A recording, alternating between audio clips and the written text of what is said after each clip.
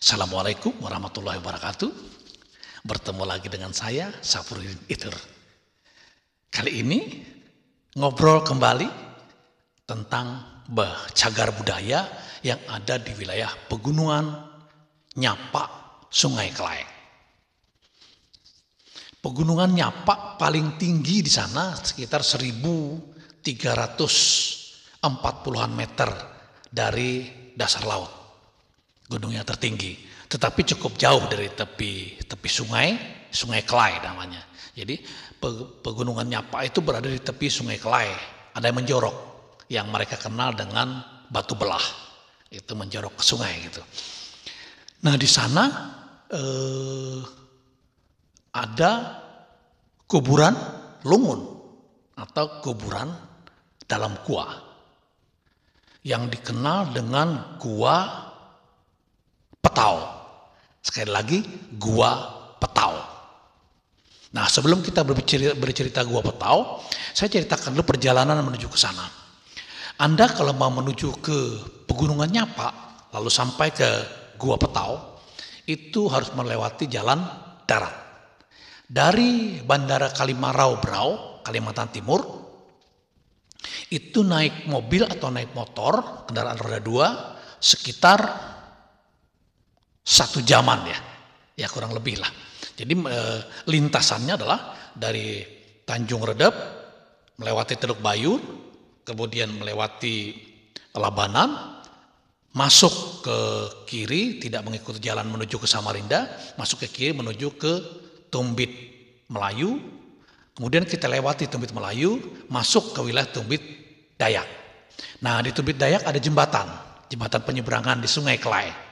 Nyebrang kita lewat situ, kemudian masuk ke wilayah Tumbit Dayak, lanjut kita menuju ke Desa Longlanuk namanya. Nah dari Desa Longlanuk itu kita harus naik perahu ketinting, naik perahu yang bermesin ketinting, bisa muat 3 sampai 5 orang satu perahu. Dari Desa Longlanuk kira-kira berperahu ketinting sekitar 20 sampai 25 menit. Ya anggaplah 30 menit lah begitu. Sampai di Pegunungan Nyapak namanya yang menjorok ke tepi sungai yang dikenal dengan Gunung Belah. Ya, jadi batu belah gitu. Mereka menyebutnya batu. Gunung Kars itu disebutnya batu belah. Nah dari sana kita perahu diletakkan di tepi sungai, kemudian kita berjalan kaki. Naik 2 gunung saja. Ya, gunung pertama tidak terlalu tinggi dan tidak terlalu beresiko karena batu karsnya gitu ya, gunung batunya bercampur dengan tanah. Tanah itu kira-kira karena ribuan tahun ada pohon-pohonan, jatuh daun-daunan ke sana, kemudian berproses secara alamiah menjadi tanah di atas itu, di atas pegunungan itu. Kemudian dari gunung pertama turun, kemudian naik lagi ke gunung kedua. Di gunung kedua itulah si Gua Petau berada. Cuman kalau Anda ke sana harus betul-betul pakai guide yang bagus gitu dari kampung Longlanuk. Karena resikonya adalah kalau terjatuh sangat berbahaya karena tempatnya tebing-tebingnya yang kita lintasi itu sangat beresiko karena tebing-tebing batu dan batunya sangat tajam. Ya batu kars seperti di laut gitu, batunya tajam-tajam. Jadi kita harus pakai sepatu. Biasanya kita pakai sepatu itu ada sepatu karet. Ya di kampung sepatu karet, sepatu orang kerja ke hutan gitu, sepatu karet. Di bawahnya ada gerigi, ada seperti sepatu bola dia, tapi dari karet. Nah harus pakai kaos kaki supaya tidak terkelupas. Nah kalau pakai itu lebih nyaman dan lebih gamblang. Karena biar menginjak di batu-batu dia melengket saja tidak masalah karena karet. Nah begitu naik kira-kira di ketinggian berapa ya? Kalau kita lihat dari mungkin tidak sampai 1.000 meter dari dasar laut ketinggiannya, karena ini gunung kedua. Sedangkan gunung yang paling tinggi yang saya ceritakan tadi, yang sekitar 1.300-an meter dari dasar laut itu jauh lebih ke dalam lagi puncaknya. Nah ini baru di bagian luar tepi sungai. Sampai ke sana kita memanjat harus pakai tali, sebaiknya harus pakai tali gitu ya. Lalu kemudian ada guide di depan maupun di belakang sebagai penunjuk dan yang paling tahu ke tempat itu. Nah, sampai di sana begitu kita belum masuk ya, di luar aromanya sudah berbeda sekali. Aroma kotoran kelelawar yang begitu menyengat. Masuk kita ke gua, begitu kita mulai masuk gua itu sudah tiang-tiang ulin banyak sekali, kita rapat tiang-tiang ulin. Tiang-tiang ulin itu sebesar-besar begini, tapi pecahan tidak hanya dibelah, ditancap, kemudian dihubungkan dengan satu yang lain, berlubang kemudian dihubungkan begitu. Jadi satu. Nah, tempat-tempat itu ternyata adalah tempat meletakkan bleah itu tadi. Bleah atau peti mati. Sebagian peti mati yang dari muara sampai kira-kira 10 meter ke dalam hancur sudah. Jadi tinggal tiang-tiangnya saja lagi yang tersisa. Peti matinya sudah hancur, jatuh ke bawah. Masih ada bentuk-bentuk tertentu di situ, tetapi yang lainnya sudah hancur. Nah, kita akhirnya menginjak-injak di situlah, seperti nginjak ke kasur begitu ya. Karena kotoran kelelawar yang begitu tebal.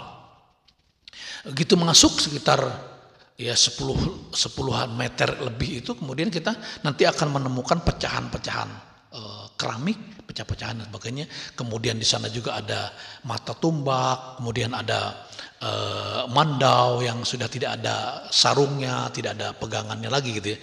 Kemudian karena dimakan waktu sudah hancur, kemudian ada benda macam lingga gitu, pembersih, kemudian ada macam beliung atau kampak. Beliung orang aslinya, orang Dayak bilang beliung itu juga tidak ada hulunya lagi, tidak ada kayunya karena sudah tinggal besi beliungnya saja.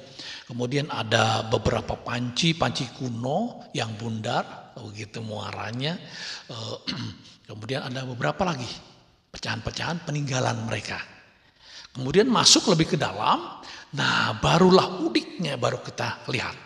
Yang di luar tadi tiang-tiang itu tidak beraturan karena sudah runtuh. Bleah itu sudah hancur, jadi tinggal tiang-tiangnya saja. Sedangkan di dalam ada rumah-rumah, pondok gitu, rumah-rumah yang mereka sebut dengan kuung. Orang Dayak Gaai nyebutnya kuung. Kuung itu artinya rumah kecil, tempat meletakkan bleah, tempat meletakkan peti mati di dalamnya. Jadi di sana di dalam ditaruh peti mati. Jadi keunikannya di dalamnya itu ada rumahnya itu sampai sekarang sudah ratusan tahun, bahkan mungkin sudah 300-400 tahun, rumah itu masih mengkilap, begitu ya. Jadi karena dia di dalam, proses alamiah pengaruh dari tebing-tebing gua, kemudian banyaknya kelelawar gitu keluar masuk, kemudian kotoran kelelawar yang membuat kayu-kayu itu malah semakin utuh di dalam. Karena memang boleh dikatakan sebagian dasarnya adalah ulin, sedangkan atasnya diberi atap, malah pondok itu. Dindingnya maupun atapnya terbuat dari kayu. Jadi atapnya itu seperti sirap begitu, terbuat dari kayu yang ditatah sedemikian rupa baru diletakkan sedemikian rupa. Kemudian di ujung-ujung rumah itu ada ukiran gitu kan, ukiran.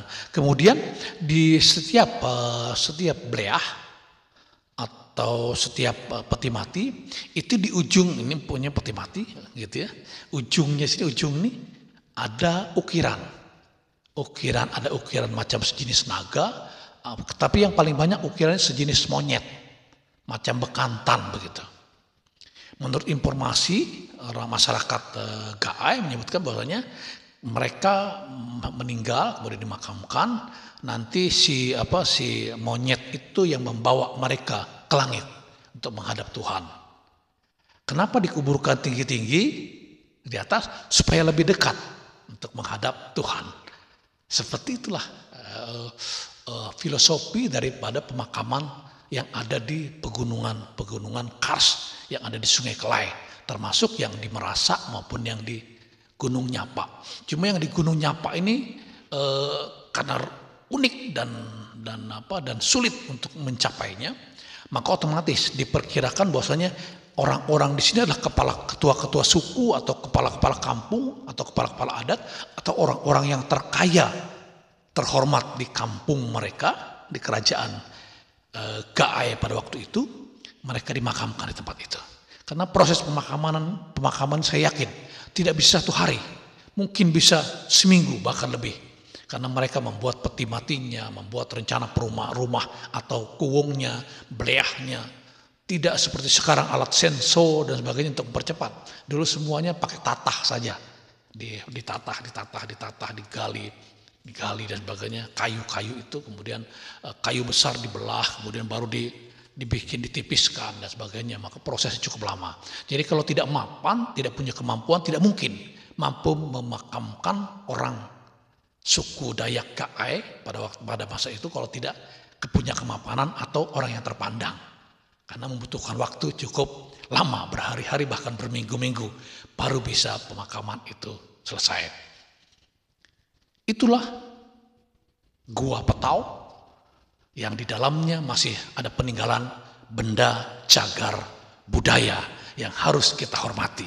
Dan itu adalah bukti sejarah bahwasanya memang suku Gaai, Dayak Gaai di Kabupaten Berau saat ini, di Berau waktu itu sudah punya kebudayaan yang sangat tinggi, punya kemampuan yang luar biasa, bisa membuat beleah, bisa membuat kuung dengan indah, dengan bagusnya, dengan peralatan yang mereka buat sendiri, mereka produksi sendiri di desa mereka. Karena mereka memang sudah termasuk pada 300-400 tahun yang lalu, sudah termasuk manusia modern, suku Dayak Gaai yang termasuk modern, sudah punya kemampuan lebih untuk melakukan hal-hal tertentu, punya keterampilan yang lebih untuk membuat kuung dan beleah itu. Terima kasih. Demikian tentang Goa atau Gua Petau di Pegunungan Nyapa. Assalamualaikum warahmatullahi wabarakatuh.